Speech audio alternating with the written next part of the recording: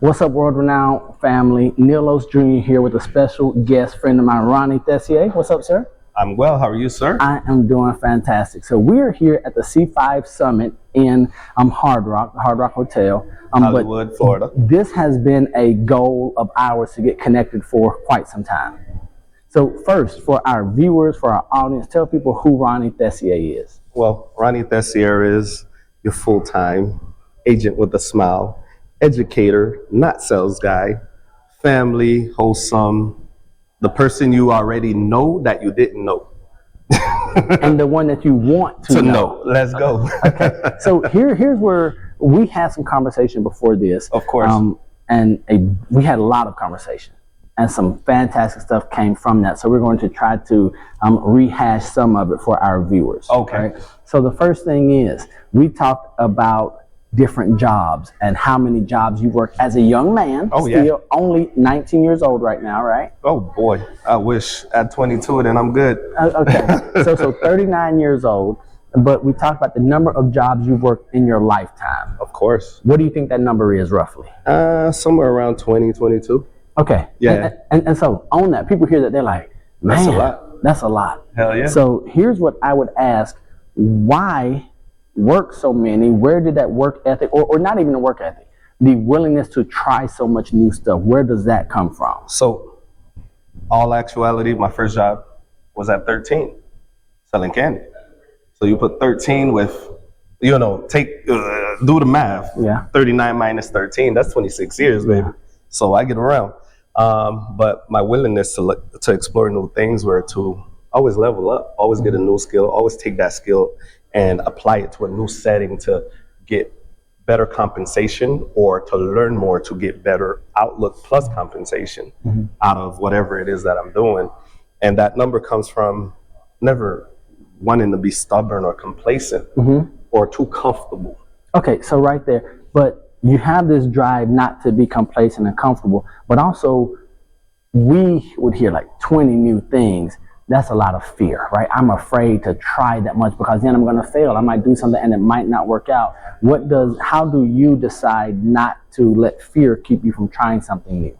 Well, failing is inevitable. It's how you learn, how you pivot, how you make something better. You know, we're not still driving the Model T in 2024, are we? No, you're not.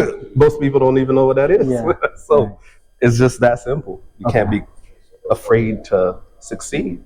Okay. So it's the same for the other way. You can't be afraid to fail, because failure is a part of success. Now, you talking about failure, part of success, that we can't be stubborn, but you were not born here in the United States, correct? No, I've been here since 1991. Came here when I was 6. From? Haiti. Okay, so when you're Haitian, that means that you have this thing, right? And we talked You about have that American dream. Oh, okay, now you laugh when you say it, right? You laugh when you say Right. it. But being in real estate, we hear about this thing called the American dream, the home ownership. But we say here's the thing. dead. To segue, it's you're leaving your country with a purpose, right? Yeah. So it might be different for somebody who's already here and experienced. So I'm going to stop you, because right here, for instance, me being born in this country, I believe in our real estate space. I believe that those who left everything they had to come here, I think they're at a greater advantage than someone who's born here. Because the drive is like ingrained in the movement. The relocation, Dude. the repatriation, that is for a reason to achieve better. So when, like most immigrant group, when you get here, you assess what you had and what you're getting away from to what you can get to, and it's a whole different mindset. So we talk about the positive side of it, right? Like, you came here, you have a dream, you have a drive, but coming in 6 years old, right? New country. Families here, you all left something to come here and chase this thing. Couldn't have been easy. Nah, man, you dress weird. You don't speak the language. The kids want to bully you. You don't know what they saying. Hold on, wait. And so when you're talking about dressing weird and being bullied, you're not being bullied or made fun of by people who look different than you. These are people that look like you, because you're not. When you're in a certain income bracket or a certain demographic bracket, you find people that resemble you for Right. a sense of comfort, more or less. Right. Unless you're repatriating with a whole wad of cash and Right. have connections, of course you're going to land amongst the people that look like you, that you think you can connect the easiest to your community. So being a young person coming in, learning lessons that many of us, like we might have seen it or heard about it, like I read about it, but experiencing that firsthand, how did that impact who Rony is today? Well, coming from an immigrant household, it's more structured and disciplined, and you don't get to assimilate to your environment, like go out and do whatever you want. No. So in that time, you have more time in your own space to learn from your family dynamic, to kind of like to formulate a plan, more or less, without formulating a plan. Less distraction, less activities. When you're learning from your family and the dynamic, you're seeing what you like and what you don't like, right? Yep. What has worked, what isn't going to work. What isn't working, income-wise, what isn't working, situationally with living conditions or housing type, and seeing what more I can achieve when I have the chance to make my own decisions. Because as an immigrant child, all your decisions are made for you up until you leave the house. So depending on what age you leave the house, it could be at 19 like I did, or at 30 something like most people do. Your decisions are made for you as long as you're under that roof, you know. Okay. Now you talk about 19 leaving home, or 30, right?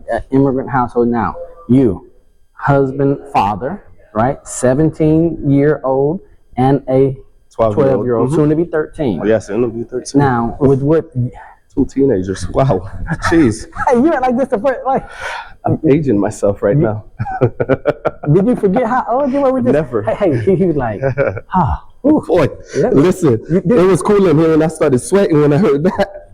Okay. So you now having a 17-year-old, 12-year-old, soon to be 13-year-old, with what you have learned, what you've gained, what you've accomplished, how is it being a father? Right now, well, first let me ask you this: do you still have the immigrant mindset?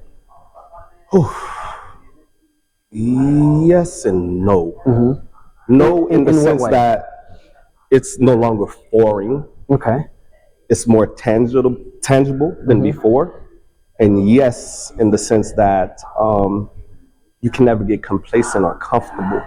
So you still got that drive. You still have to have the drive, because you know, at any minute at a time, you got to step up to the plate and handle something that is lacking in the overall bigger picture of the family structure. Okay. Whether it's a relative that need assistance, or you know, distance or close. Yeah. Because those voids are there. There's a lot of holes there that, unfortunately, the younger generation that are achieving success and having some kind of a monetary autonomy has to pitch in to help. Okay. So you can't be complacent in that sense, as well as having 2 kids. Okay. So or even having 1. So now let's talk about the kid piece, right? Being dad, leader, example, because you're an example, whether good or bad.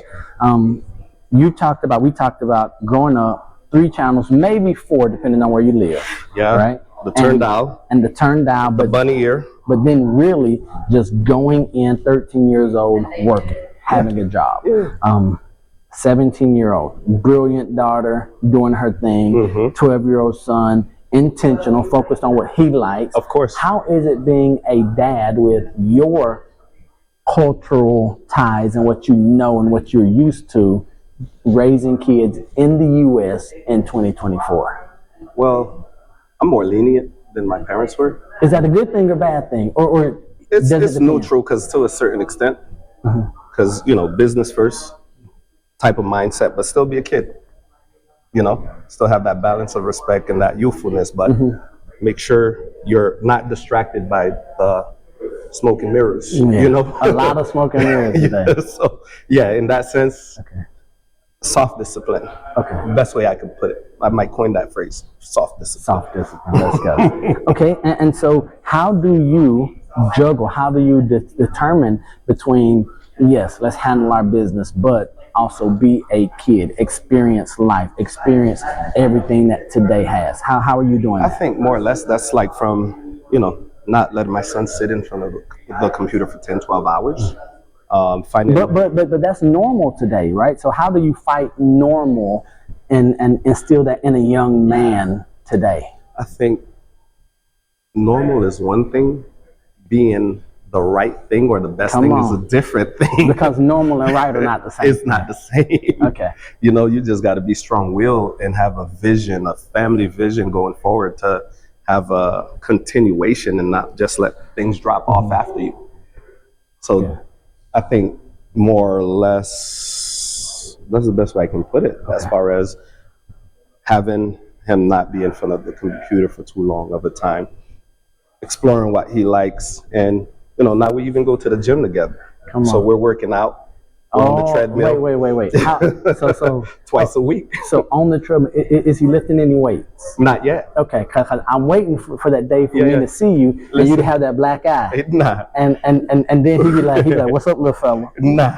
It ain't gonna happen. We're working on the core, working on the discipline of working out versus just going pumping iron. Oh my, I'm stiff and I have a little muscle type of deal. Like more like, okay, what's your goal? What do you want your body? What do you want to get out of this? Okay.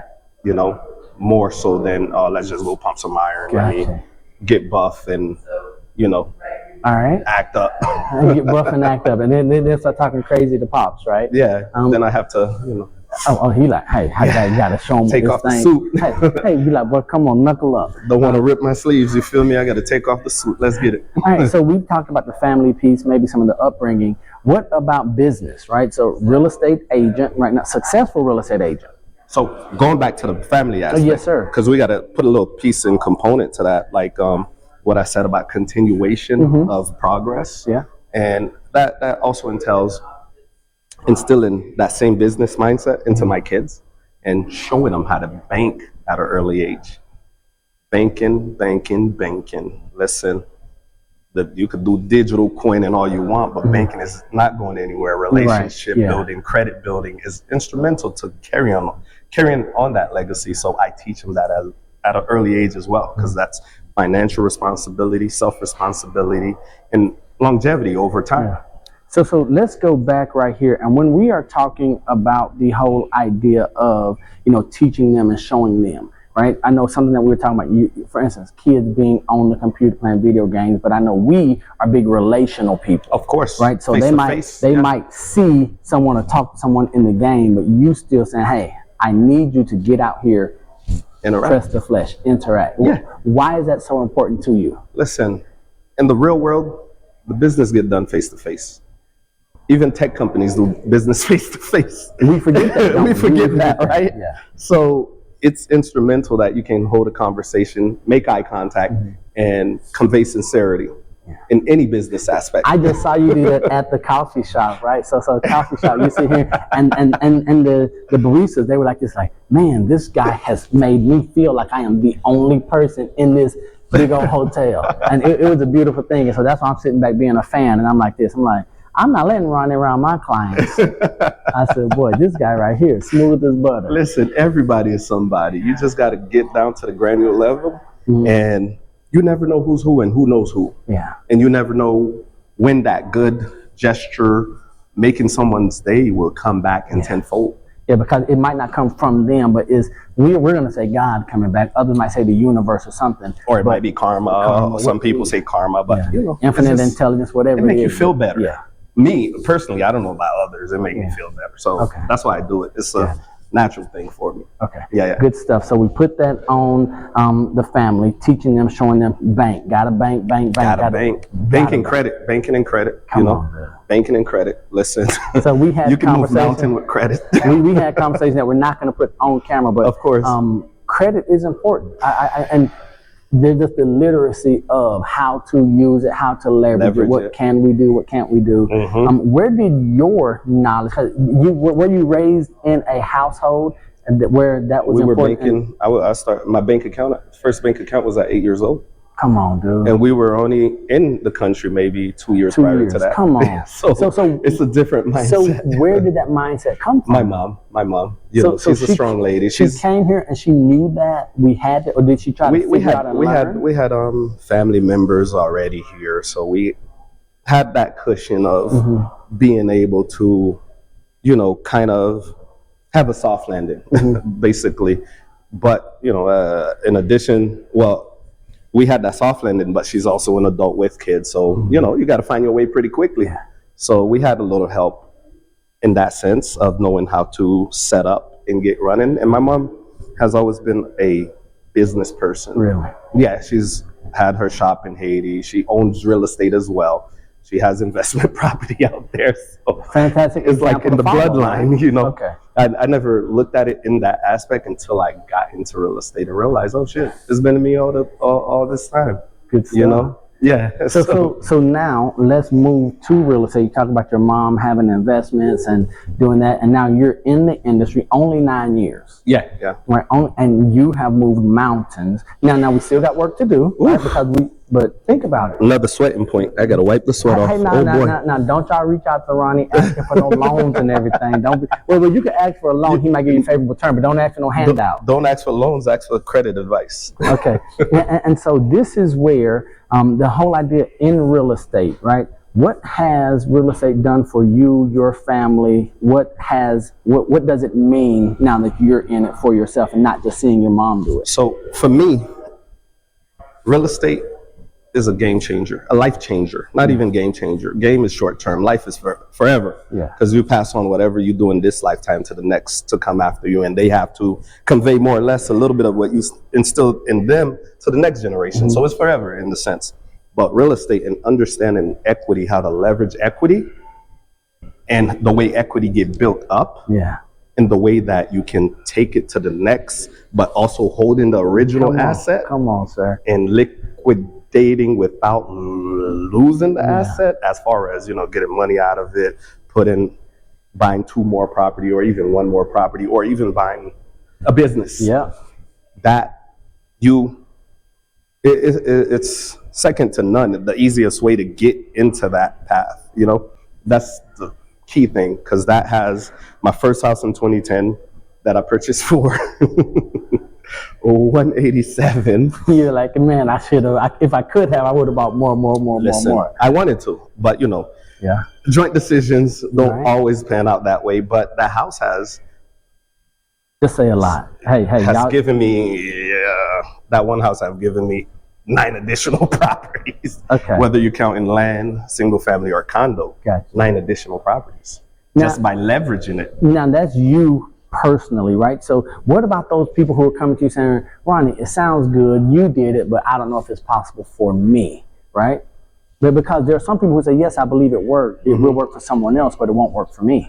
So what are you telling them? I tell them, what do you have to lose? Equity is something you gain without doing nothing, or a little bit of improvement to your home, and making sure your home is always in a very good / suitable condition, has value to where you can tap into that value relatively easy. It's nothing that is actively being done every day to make sure you gain that equity. It's just based on market and based on where you bought your house and how desirable it is for others to live there and how much they're willing to pay for it to live there or in that area. So it's nothing that you can or cannot do in the sense of, I don't know if I can. It's something that you have to do.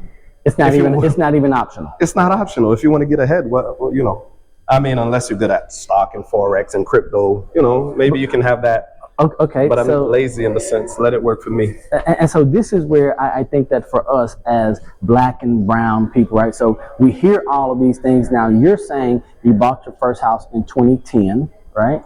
2010? 2010, yes. Yeah. That's during the cooling of the economy before stuff started to go back up, like around 2012-ish. Okay. So, but you in real estate is a long-term game, right? And so how did you keep from falling prey to the quick fix, hey, if you pay $29.95, I'll show you how to make $300,000 in 7 days. How do you say, all right, I'm really in this thing, as opposed to falling prey and victim to all these silver bullets? So I'll say 2 things. Slow and steady wins the race, right? You know that. We know that saying. We know it, but we don't want to believe it. We thought wins the race. But that's old though, Rony. That's old. Slow and steady wins the race. Okay. And as a young man at 13 years old, I was probably 13, 14-ish at the time, one guy told me something and it stuck with me. I stopped. This older gentleman stopped me. We were talking, and he was like, "You know what? You're very bright. I was still working on my English as I'm now, as I am now. But he's like, you're smart, you're articulate, you're honest, because I can tell by the way you communicate with me and the way your body language is. He's like, I'm gonna give you one key piece of advice. It's better to make a fast nickel than it is to wait for a slow dime. So everybody's trying to get rich quick, but as a young person, somebody told me, don't worry about the flashy things, which is the dime, because it might take slower to come. And it most likely will take longer to come because of all the misses versus this guaranteed nickel. Just get the nickel. Get the nickel. By the time you get enough nickel, you'll have $1 when that person is achieving that dime. Right. So that's what I got out of it. Okay. You're chasing that dime, you're going to lose money. You're going to lose time. You might lose friends. You might lose family for trying to obtain somebody else's dream because they told you that is the dream, but you don't realize it's not your dream that you're chasing. Gotcha. So segue to that to say, chase your own dream and be willing to put the patience and time into it, because whenever you stub your toe, you're going to keep moving, keep walking, because you know where that goal line is for you, versus chasing somebody else's dream and you stub your toe and you're like, oh man, I knew I shouldn't do this. Now you're licking your wound too long and you miss the whole point. You feel? Gotcha. All right, so really quickly, I know your business, we talked about in the 9 years, has built up to where you're doing solid business. We'll just leave it consistent, there. Consistent, solid, good business with good people.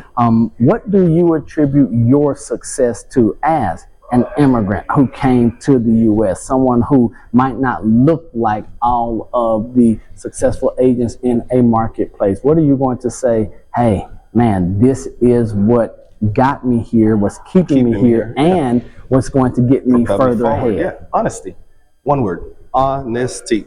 That's it. Walk away. Wait, if it ain't for you. Stop. So you're not gonna sell me 7 secrets. You ain't gonna tell me this program. I get asked that all the time. And somebody told me I should write a book or do a podcast. I'm like, I'll be doing you a disservice. I'd rather give you the honest right now. And if you call me back, if you remember to call me back, then I'll see that you're serious. Ronnie's like, hey, my book will be 1 page, 1 boom, word. Boom, boom, boom. That's They'd it. be like, ooh. Put a hardcover on it. They'd be nothing with 2 hardcovers. That's it. They're like, man, somebody ripped that all the pages. Goddamn right. Honesty. Okay. Listen. So honesty. It comes back everything tenfold. You do. It comes back tenfold. Even if you're doing the wrong thing, be honest about it. That's how I can put it. That's how good honesty is. Hey, so hold on, wait. I want to look at people and say, hey, if y'all gonna do some crime, do not take Ronnie with y'all. Take me with you. Hey, well, YSL trial would be in trouble because he's gonna be like, I'm telling on everybody. Listen, no, I'm not telling nobody. I'm telling my truth. He's gonna be like, I was there. I was wrong. Here's the wrong I did. I gotta be honest about it. Come on, man. No, honesty. Listen, when people feel you have their best interests in mind, they might not realize it right away. Because some people like for you to push them to make a decision, or actually make a decision for them without making them feel that you're making the decision for them. But being honest and educating people in this field of real estate is second to none, because you'll lose some people. Now on that, a lot of us as realtors, as professional service providers, we're so afraid of losing that we'll tell them anything just to hold on. But I'd rather lose you now than disappoint you later. I'd rather that. Free up my time, free up my mind space and my physical time, because then I can get somebody who can understand the way I work and appreciate what I bring to the table, And being honest and losing people, when you're honest and lose people, they come back to you anyway. Yeah. Because after they get burned, they realize, oh my, you were looking out for my best interest. I'm sorry. How can you help me make this right? Or how can I make it right? Yeah. Then you have them for life. Good stuff. So you never lose people. So you really are playing that long game. Long game. Yeah. Okay. So speaking of the long game, before we finish up, let me ask you this. What's next for you? So I know we're ambitious guys. Oh yeah. We're appreciative. We're grateful for where we are, but there's more ahead. let's say in the next 12 months, Next 12 months. what are you let's see. looking forward to? What is that thing that when you say the next 12 months will have been successful if Rony, what? If I finish that broker's course, man, I got to put my people on pause, be like, hey, I got to get more education so I can serve you better. But they're like, well, can you do it in the same time as helping me? Why you running? Like, yeah, we want you to eat, but you can eat while You feel me? Run and eat. Okay, so that would be something I can say, okay, boom, I done it, sat down, completed, check, you know. And addition to that, starting my GC. Oh, you're going that route? Yeah. Boy, that's heavy. That's instrumental. That's heavy. I'm getting my butt kicked right now on a project I'm doing in Fort Lauderdale around the corner from you. Oh, and that's... But I'm getting learning experience. So yeah. You like that's your tuition. That's like, my tuition. Like son of a gun. You took the word out my mouth. Listen. Wait. I know we were talking about another project. This ain't the same project. You were doing another project. You're like, man, my folks messed up and... I think I was doing 2 simultaneous projects. I wrapped up the condo. My tenants loved it. They're paying me top dollars for it because I gave them something they wouldn't find anywhere else, you know, and that's service. Yeah. When I cannot find this anywhere else, or it don't make what I find elsewhere don't make me feel like this, I'm gonna come to you and pay more. And that's what people don't understand. Yeah. You're not, just give them something. They need it. They're gonna take it. No, give them something they can appreciate. Yeah, so they get that feeling when they come home. And they can pay you on time. They can be at home. They can take care of it. Because why? They don't want to leave. So when you come and see it, they want you to see it still shining, glistening like the way you gave it to them.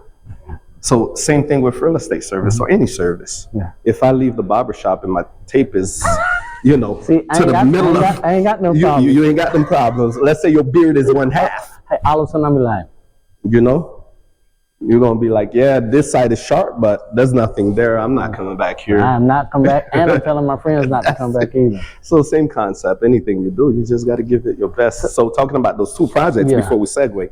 So I got done with that one. I have one in Fort Lauderdale that's been kicking my butt. The permitting process, working with the city mistakenly canceling my permit, then making it seem like somebody on my team that's doing the project and called and canceled. I'm like, that's all it takes? So can I go ahead and call and resume and no. cancel somebody else? Could I go cancel one of these big buildings on Las Olas? If that's all it takes is to pick up the phone and say I'm experiencing hardship, I got to cancel the permit that I just paid the fee for the day before. So why would I pay the fee the day before then call to cancel the next day? Because you paying that fee causes you a hardship. That's what it is. Right. Like, come on. So talking about that's my tuition. I rather invest in myself in the sense of something that I wholeheartedly believe in, which is having a physical asset that I'm putting money into that I know the aftermarket. I mean, I know the market value while I'm putting my dimes in it, almost like a bank. Like my analogy of real estate is a bank account that I can sleep in, because I can't go knock on the bank door and say, hey, can I sleep on the floor right quick? I have a few grand or a few $100,000 in here. Would you allow me to set up a blanket right here? I'm gonna just... They're gonna be like, nah, bro. So in that sense, real estate is a bank account that you can sleep in. Nice. You can always withdraw from with good credit. So there's always caveat, right? With good credit, with qualifying income, you can withdraw. But you know, as a responsible individual, those aren't even optional. Those 2 components to life. You know. Got it. So that's how I look at it, and I'm getting my learning experience from that property in order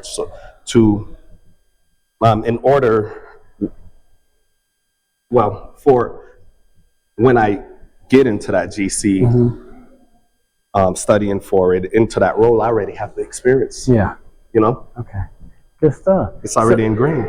Okay, so with everything that you've said, whether it's going to be broker, GC, doing more business, building more relationships, being the solid example for the family, right? How does Rony take care of himself? Oh boy, that's a tough question. My God. Easy answer. Sometimes you forget. When you're grinding, you're trying to achieve something, whether it's trying to achieve a change of narrative, whether it's trying to achieve a change of fortune, it's so rare that we think and stop about ourselves because we're too busy trying to take care of everybody else. But you do know that if you go down, everything goes down. And I've been more so aware of that lately. Okay. To know that, okay, pause, breathe. Mm-hmm. I'm always celebrating internal. Right. Because I don't want to overshine or look boastful. Man, dude, I told you that when I saw you today. I said, dude, you know you doing some crazy stuff. And then every time I talk to you, it's always, hey, yeah, we out here hustling, grinding, we getting it, we working, we building.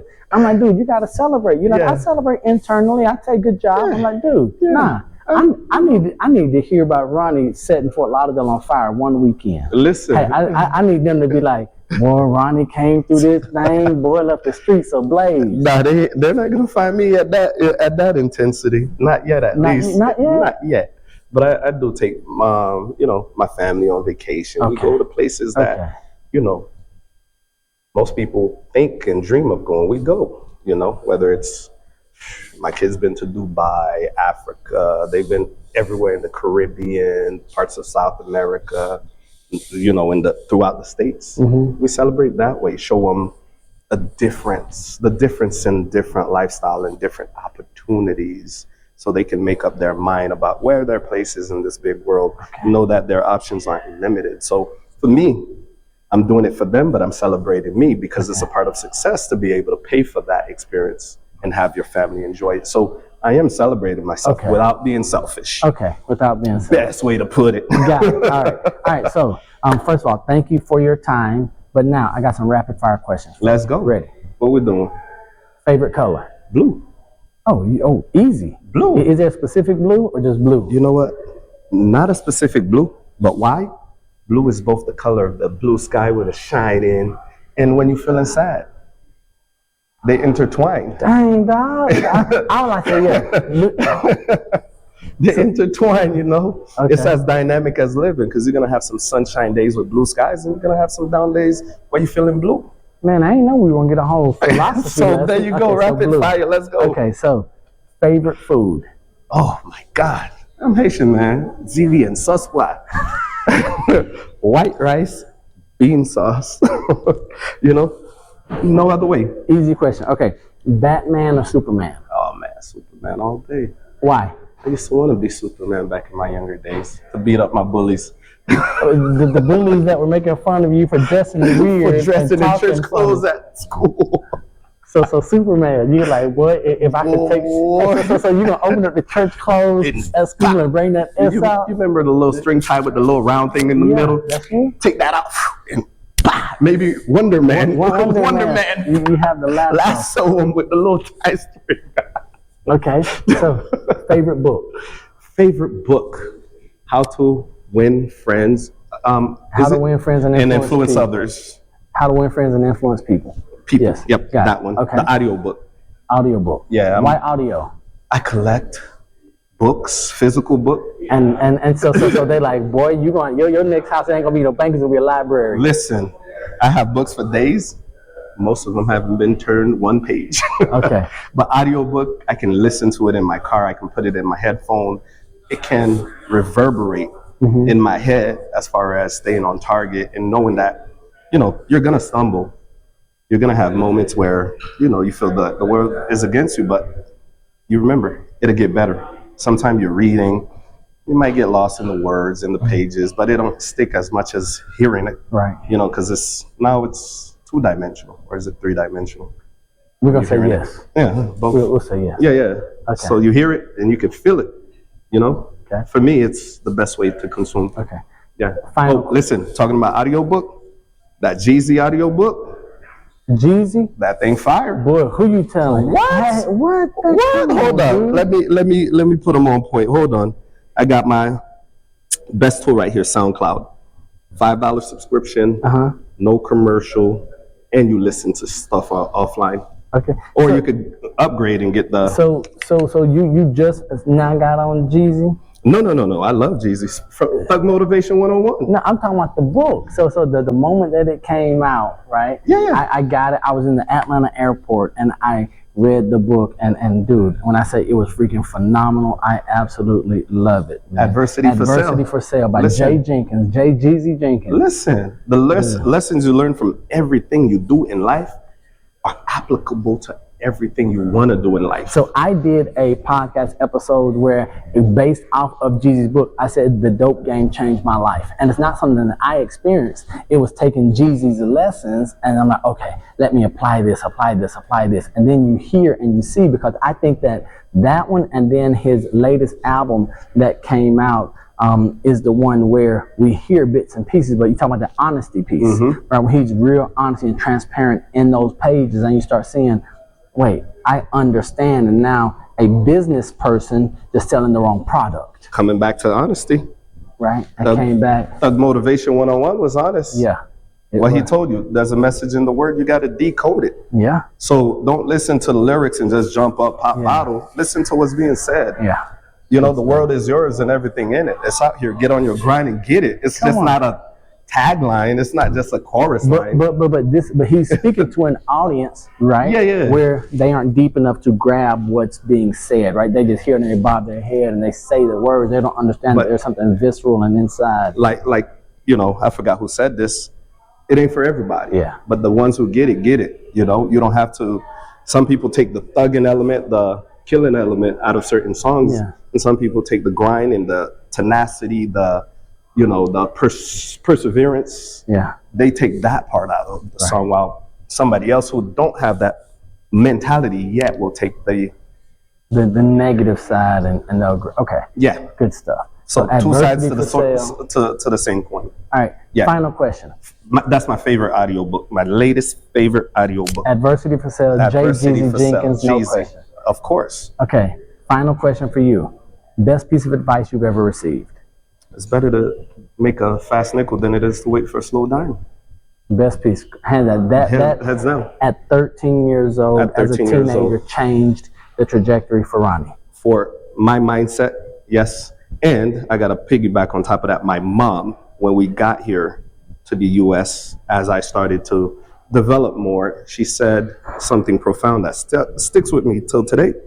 She says, I am wiping down tables and mopping floors because I didn't have the opportunity to go through the system, get schooled, and understand how it worked. But if you're at my age later in life and you're doing the same thing, is, you know, laziness and, you know, callousness. Not in those nice ways. Yeah. Not in those nice words. That's framed for the family. That's the cleanup version of it. But yeah, so that stuck with me. Like, you come young enough to learn the system. Okay. And if you can visually see it, hear it, and immerse yourself in it, you become it. Good stuff. So that's what I took from there. So those two things are my guiding principle in everything I do. Good stuff. Because I'm not trying to run to get your cell just to make a quick dime, but in the long run, lose the few nickels that I could have made with you, whether it's 5 or 10 nickels, which is 50 cents, but I got a dime today. Yeah. Rony, absolute pleasure, brother, as always.